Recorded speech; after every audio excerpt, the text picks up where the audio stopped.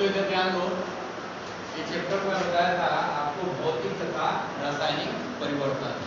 इसके बारे में आपको बेहतरीन तरीके से मैं एग्जाम्पल और बहुत सारे एक्सपेरिमेंट करके मैंने बताया था कि भौतिक परिवर्तन क्या होता है और रासायनिक परिवर्तन क्या होता है। इसको अंग्रेजी में कहते हैं फिजिकल एंड केमिकल चेंज।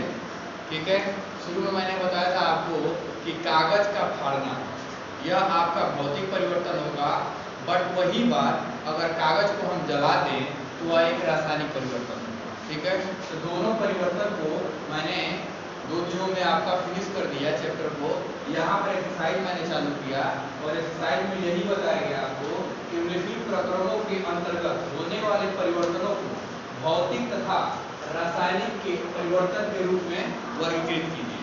ठीक है, तो यहाँ पर आपका एक क्वेश्चन दिया था, यहाँ पर दिया है प्रकाश का संश्लेषण। ठीक है, तो प्रकाश का संश्लेषण कौन सा परिवर्तन होगा, यहाँ पर हमने बता दिया कि यह एक रासायनिक परिवर्तन होगा। एक चीज और मैंने आपको बताया था कि भौतिक परिवर्तन का मतलब ये होता है कि जिसमें किसी प्रकार का नया सब्सटेंस नहीं बनेगा। ठीक है, बट वही अगर हम केमिकल रिएक्शन की बात करें, रासायनिक परिवर्तन की बात करें, तो उसमें नया सब्सटेंस बनता है। अर्थात अगर लोहे पर जंग लग रही है, जिसका मैंने फार्मूला बताया था Fe3O2, वो नया सब्सटेंस बन रहा है, नया पदार्थ बन रहा है, तो वह आपका रासायनिक परिवर्तन हो गया। दूध से दही का बनना, दूध अलग फिनोमिना है और दही अलग फिनोमिना है।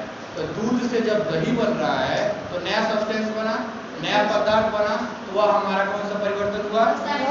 रासायनिक परिवर्तन हुआ।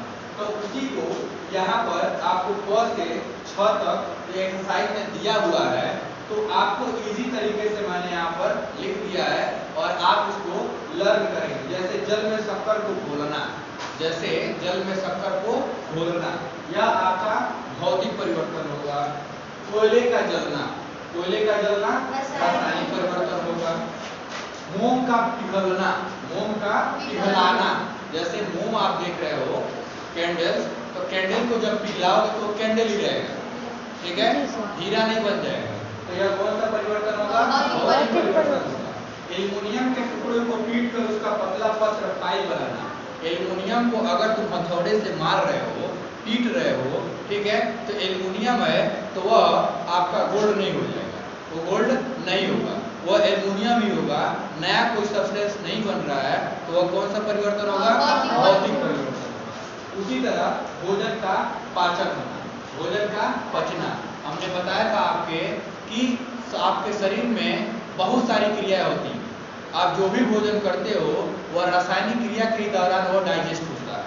अगर आपके पेट के अंदर एक्शन रिएक्शन न हो तो भोजन डाइजेस्ट नहीं होगा। अर्थात वही बात है, भोजन का पाचन होना कौन सा परिवर्तन होगा?